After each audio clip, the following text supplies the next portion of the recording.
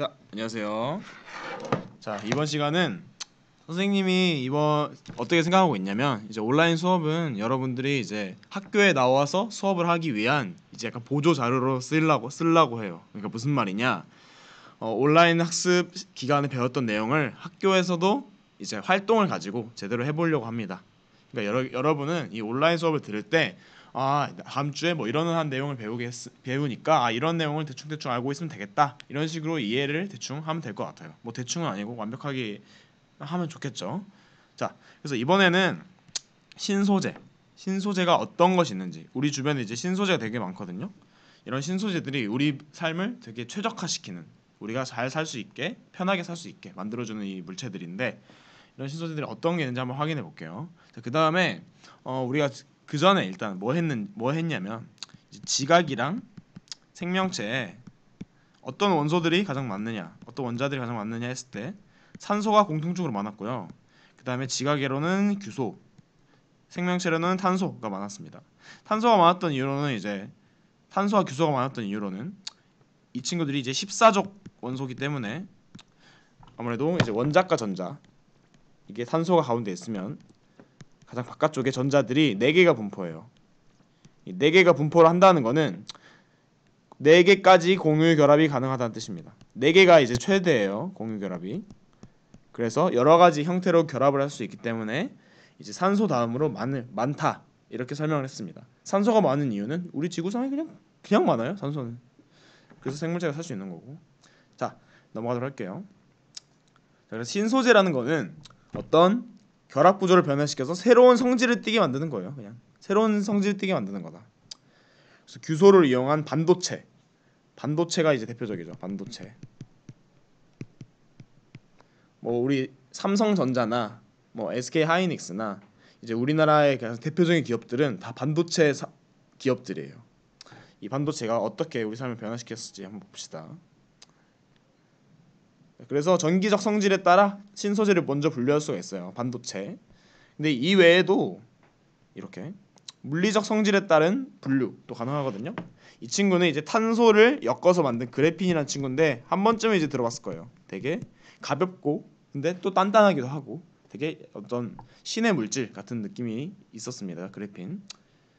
그다음에 또 다른 것도 있어요. 자연을 모방한 신소재. 우리 이제 그 점퍼 같은 거 보면은, 혹은 아니면 뭐 가방 같은 거 보면 이런 찍찍이가 있잖아요. 찍찍이도 보면은 식물을 모방한 거예요. 어떤 식물 중에 독고말인가요? 독고말이라는 식물이 이제 어떤 막 입을 벌리고 있다가 어떤 벌레가 오면 딱 걸려버려요, 그 식물에. 그 이유를 알고 보니까 이런 벨크로처럼 엄청난 작은 갈기들이 그 표면에, 독고마리 표면에 있어서 거기에 달라붙은 이제 벌레 혹은 먹이들은 이제 빠져나가지 못했다라는 것을 착안해서 결국 붙는다는 거잖아요. 그래서 찍찍이를 발명을 했고, 그다음에 여러분 집에 이제 자동 청소기가 있을지 모르겠지만, 선생님 이제 누나가 이걸 사왔었는데, 이 친구는 진짜 자율주행 차처럼 벽이 나타나면 알아서 턴을 합니다. 알아서 돌아가요. 자, 그 이유가 뭐냐면 이제 박쥐의 이제 예시를 이용합니다. 이제 박쥐는 되게 시력이 안 좋아요. 우리 거의 한 시력이 거의 우리 엄청 눈 안 좋은 친구가 안경 벗었을 때 느낌이래요, 박쥐는. 근데 이 친구들이 되게 날아다니기도 하고 어두운 동굴 속을 잘 날아다니잖아요. 그 이유가 이제 박쥐를 그려볼까? 박쥐가 이렇게 있으면 박쥐입니다. 얘가 이제 초음파를 쏴요. 이렇게 벽에 있으면 초음파가 이제 벽을 맞고 반사가 되겠죠, 이렇게.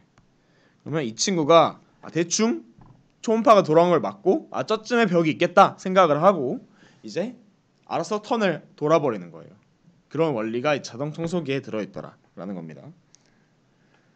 자, 그래서 뭐 도체, 전원체, 반도체. 그래서 반도체가 뭐냐? 반도체는 쉬워요. 도체와 전원체의 장점을 합친 거다. 도체는 전류가 잘 흐르는 거, 전원체는 전류가 거의 흐르지 않는 물체. 자, 여러분 이제 조회 시간이네요. 자, 전기가 잘 흐를 수 있게 혹은 못 흐르게 조절이 가능한 친구입니다. 그래서 이러한 것들을 이제 볼 건데, 선생님이 이제 여러분들이 오면은 이런 실험을 할 겁니다. 가운데 이제 CDS, 광 센서. 이 친구는 빛이 커짐에 따라서, 이거 다 반도체입니다. 빛이 커짐에 따라서 더 전류가 잘 흐르게 하고, 혹은 안 통하면 전류가 잘 못 흐르게 하고. 반도체라는 건 전류가 잘 흐르게 하거나 못 흐르게 하는 거라고 했어요.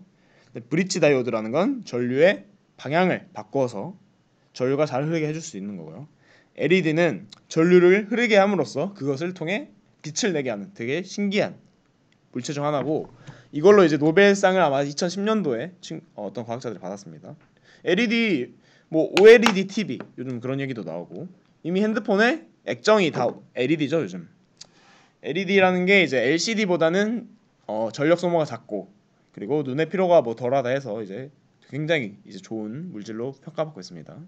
그다음에 플렉스 센서라고 하는 거는 이 친구 구부려 주면은 전류가 잘 안 흘리고, 뭐 구부러짐에 따라서 뭐 전류가 잘 흐르고 이런 친구입니다. 플렉스. 원래 플렉스라는 거는 이제 좀 어떤 흐름, 약간 구부러짐 이런 뜻입니다. 여러분들이 이제 돈을 질러 플렉스 약간 이렇게 생각을 할 수가 있는데, 실제로는 그렇지 않고요. 플렉서블, 이제 구부러질 수 있는 유연한, 이렇게 얘기를 하는 건데, 왜 플렉스가 그 염따가 왜 돈 질러야지 약간 이런 식으로 했는지 모르겠어요. 그래서 전기적 성질에 대한 신소재는 받고, 이제 그래핀이라는 게 있는데, 이제 그래핀이라는 거는 이제 탄소층을 이 한 층이 이제 그래핀이에요. 그래서 이 친구는 높은 전기도 잘 흐르고요. 근데 강도가 또 높아요, 되게. 이걸로 이제 방탄복을 만들 정도입니다. 근데 또 심지어 가벼워요. 그래서 이걸로 자전거를 만들면 평소 이제 보통 들고 있는 탄소 합금 이제 재질보다 훨씬 가볍다고 합니다. 아무튼 되게 신물질이다. 그래서 이게 또 휘어지기도 해가지고, 뭐 이런 걸 통해서 이게 상용화 되기도 하면 이제 여러분들 뭐 노트북을 뭐 접고 다닐 수도 있고 이런 식으로 될 수도 있다고 해요. 아무튼 그렇고, 그래서 이렇게 그리고 여러분 이 연필 샤프에서 그래핀을 처음에 추출을 해냈다고 해요. 이거는 노벨상 일화 중 하나입니다. 신기하죠? 그래서 그래핀은 이렇게 돼 있고, 뭐 이런 투명하고 유연성이 있으며 OLED와 같은 투명 휘어지는 디스플레이에 사용한다. 그다음에 아까 말했던 벨크로 같은 생체를 모방하는 기술, 벨크로, 연꽃잎 등등, 박쥐 이런 것도 있고요. 연잎은 또 이제 위에 물이 스며들지가 않잖아요. 그러니까 물이 이제 방울방울씩 있잖아요. 그 이유가 이제 어떤 뭐 작은 돌기 같은 게 있어서 이런 것들이 이제 스며들지 못하게 하는 건데, 이를 통해서 코팅제나 스탱제를 만든 겁니다. 뭐 개코도마뱀은 이제 발바닥이 아까 말했던 것처럼 잘 붙어 다녀서 이런 발바닥을 모방해서 뭐 로봇을 만들 수도 있고요. 박쥐를 이용해서 박쥐가 초음파를 이용하는 걸 원리를 이용해 로봇 청소기를 만들 수도 있고요. 자, 이렇게 이제 신소재를 빠르게 정리해봤는데, 이걸 막 한 번에 이해하려 하지 말고 어떤 신소재가 있는지 여러분들 일상 속에서 찾아보면 좋을 것 같아요. 뭐 반도체는 뭐 되게 많습니다. 여러분 심지어 그 안에 핸드폰 안에 들어있는 것들이 다 반도체고, 뭐 배터리도 반도체라 볼 수 있고요. 아무튼 이렇게 끝내도록 하겠습니다. 여러분, 자, 토론방 이제 문제 올릴 테니까 그것까지 확실히 하고 마무리하도록 합시다. 다음 주에 봬요.